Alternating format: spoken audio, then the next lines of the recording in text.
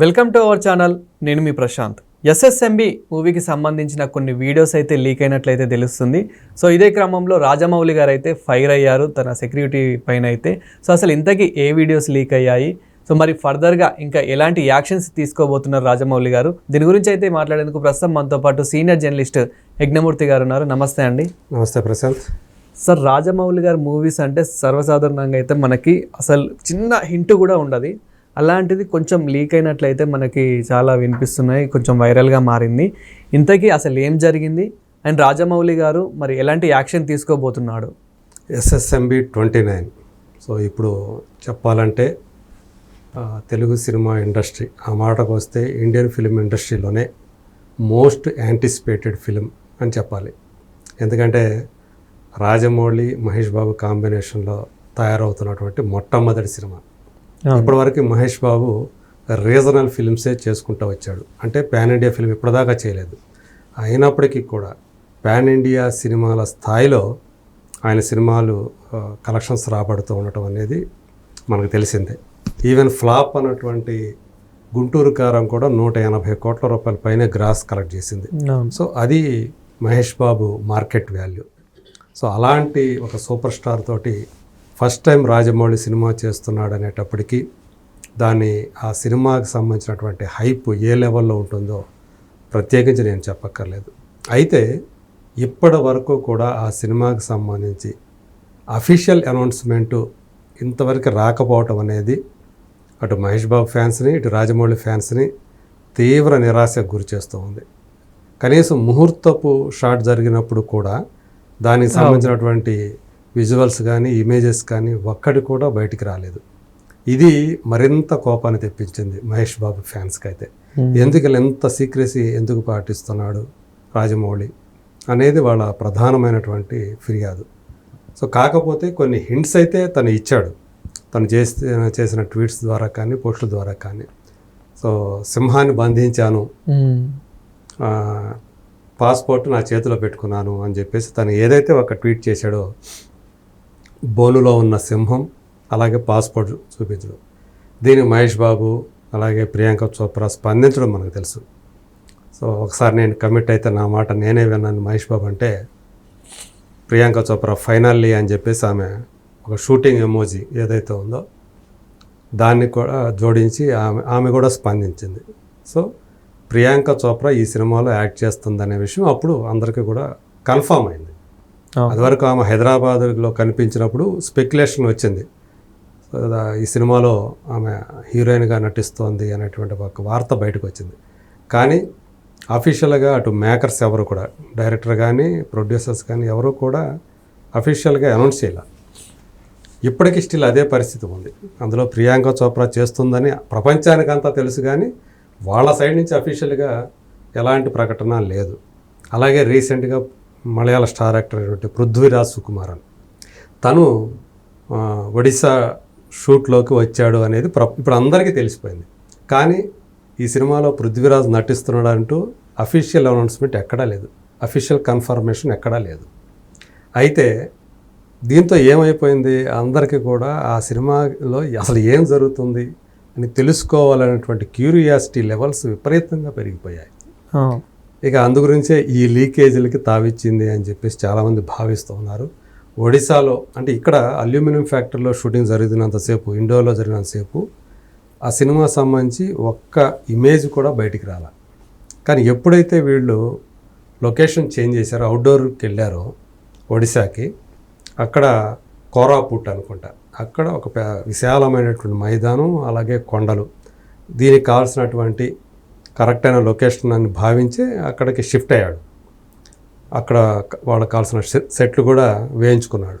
So ఇప్పుడు చాలా viral అయినటువంటి ఒక వీడియోలో ఒకతను వీల్ చైర్ లాగా ఉన్నటువంటి ఒక చైర్లో పృథ్వీరాజ్ సుకుమారన్ కూర్చొని ఉన్నాడు.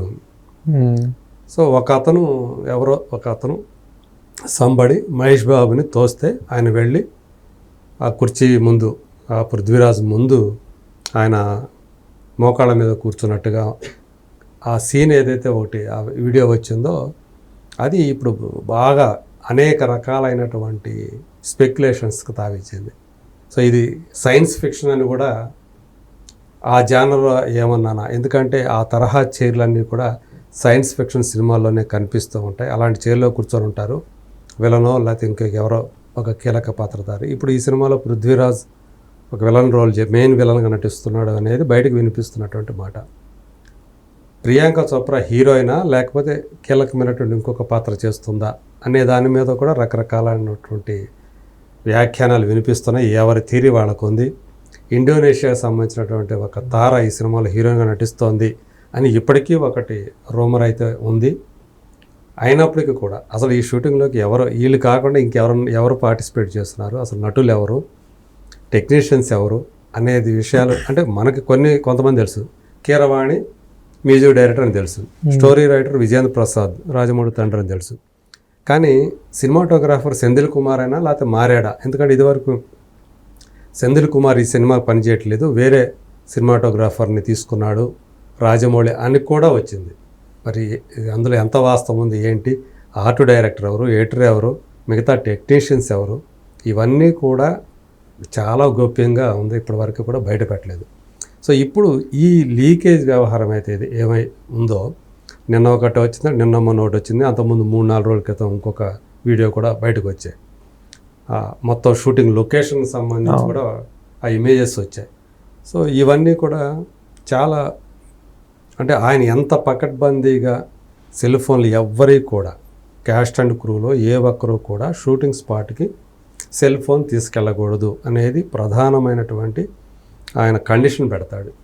అందరూ కూడా తమ సెల్ ఫోన్ని ఒక చోట డిపాజిట్ చేస్తారు సెక్యూరిటీ దగ్గర. అందరూ ఈవెన్ ఎవరైనా సరే తనతో సహా, రాజమౌళి సహా, మహేష్ అయినా ఇంకొకళ్ళైనా అందరూ కూడా సెల్ ఫోన్ని తీసుకెళ్ళకూడదు తమతో పాటు. అంత ఇదిగా చేస్తున్నప్పటికీ కూడా ఎలా లీక్ అవుతున్నాయి. ఇప్పుడు లేటెస్ట్గా వచ్చినటువంటి వీడియో చూస్తే ఏదో కారులో ఉండి తీసినట్టుగా అనిపిస్తూ ఉంది. సో ఇప్పుడు సెక్యూరిటీ ఎవరైతే ఇదంతా కూడా చూస్తూ ఉంటారో సెక్యూరిటీ వాళ్ళ మీద ఈయన ఫైర్ అయ్యాడు,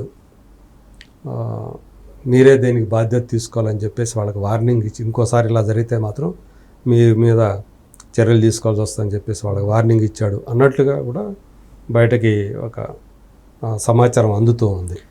సో ఇప్పుడు అంటే ఇప్పుడు ఆయన ఇంకొక ఆలోచన కూడా పడ్డాడు. ఇప్పుడు అవుట్డోర్లో చేయటం వల్ల ఇలాంటి సమస్యలు వస్తున్నాయి, అదే మనం ఇండోర్లో చేస్తే మొత్తం మన కంట్రోల్లో ఉంటుంది. మనం అంటే బాహుబలి కూడా చూసుకున్నట్లయితే కనుక మోస్ట్లీ ఇండోర్లో ఇలాంటి గ్రీన్ మ్యాట్లోనే ఉంటుంది. సో అంటే అలాంటి ప్లాన్ కూడా ఏమైనా చేయొచ్చు.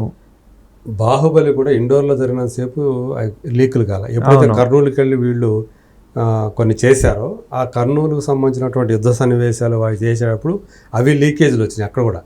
అంటే అవుట్డోర్ అనేది మనం కంట్రోల్ చేయలేని పరిస్థితులు ఉంటుంది.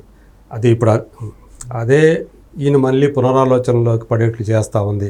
ఇది ఇండోర్లో చేస్తే బెటరా అనే ఆలోచన కూడా ఆయన చేస్తున్నట్లుగా మనకి వినిపిస్తూ ఉంది. ఏదేమైనప్పటికీ అంటే ఫైనల్ డెసిషన్ ఆయనే కాబట్టి, కానీ మళ్ళీ ఇండోర్లో చేయాలి, సెట్స్ వేయాలి అంటే మళ్ళీ దానికి టైం టేకింగ్. అవును. సో ఇప్పుడు ఇది 2 భాగాల సినిమా అని మనకు తెలుస్తుంది. అందులో మొదటి భాగం 2026 సెకండ్ హాఫ్లో తీసుకురావాలనేది వీళ్ళ ప్లాన్లో ఒక భాగం. సో మరి అది వీళ్ళు అనుకున్నట్టు జరిగితే షెడ్యూల్స్ అన్నీ కూడా, ఎందుకంటే దీని తర్వాత మళ్ళీ సౌత్ ఆఫ్రికాకి వెళ్తారు. కెన్యాలో ఆల్రెడీ వీళ్ళు రెక్కీ చేసి వచ్చారు. ఇది ఎందుకంటే జంగిల్ అడ్వెంచర్ ఇది. సో అడవి అనేది చాలా ముఖ్యమైనటువంటి పాత్ర పోషిస్తుంది ఈ సినిమాలో. కాబట్టి అక్కడికి వెళ్ళే ముందు వీళ్ళు మళ్ళీ అంటే అక్కడికి వెళ్తే పెద్ద ఎఫెక్ట్ ఉండకపోవచ్చు. సో ఇక్కడంటే ఆ క్యూరియాసిటీ లెవెల్స్ ఎక్కువ ఉంటాయి. ఇక్కడ మన వాళ్ళు ఎవరో చేస్తారు, అక్కడైతే ఎవరైతే లీక్ చేశారో అది తెలిసిపోయే అవకాశాలు ఉంటాయి. కాబట్టి చాలా జాగ్రత్తగా మిగతా వాళ్ళు కూడా కొంత భయభక్తులతోనే పని చేస్తారు. మరి దీని మీద ఏం చేయబోతున్నాడు ఏంటి అంటే, అవుట్డోర్ నుంచి ఇండోర్కి ఏమన్నా మార్చుకుంటాడా, బ్లూ మ్యాట్ మీద ఎక్కువ బ్లూనో లేదా గ్రీన్ మ్యాట్లోనో చేసి తర్వాత విఎఫ్ఎక్స్ తోటి అవన్నీ కూడా క్రియేట్ చేసుకుంటాడా లేదా అనేది మరి రాబోయే రోజుల్లో మనకి ఆ అప్డేట్ ఏంటనేది తెలుస్తుంది. Thank you sir. Thank you.